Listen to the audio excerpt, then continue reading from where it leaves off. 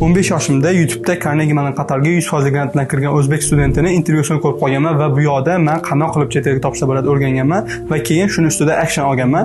Mana shu meni hayotimni o'zgartirgan. Men 14-15 yoshligimda chet el universitetlarga topshirish istagi paydo bo'lgan va aynan o'sha paytda ko'zi yonib turgan, olovga to'la moq chehrani so'ndirishmoqchi bo'lgan aynan qarindoshlarni to'siqlari va ularni menga aytishgan o'sha paytda qiz bola chet elda o'qish shart emas, O'zbekistonda o'qisa o'sha yetadi deyishgan. Lekin men aynan o'zimni soham bo'yicha YouTube mutaxassis bo'lish uchun chet elda o'qish orzusi bo'lgan va albatta bu orzuni ushalishga ota-onam meni juda ham qo'llab-quvvatlashgan va to'siqlarga qaramasdan ham menga sharoit yaratib berishgan. Va shu meni o'ylashimcha hayotimdagi eng katta o'zgarish deb o'ylayman. Hop, men boshida o'zi Inha Tatu universitetiga kiraman deb yurganimda, bizni qarindoshimiz bo'lardilar, SEC o'qitadigan. Shular so'raganlarda qayerda o'qimoqchisan deb bitta xonada edik. Tatu Inhani aytgandim. Nega chetda emas deganlarda, men yagona o'g'ilman, shunga chetga borishim O'zbekiston mindseti bo'yicha xatoroq degandim. Keyin shu yerda yarim soat menga brainstorm qidirganlar.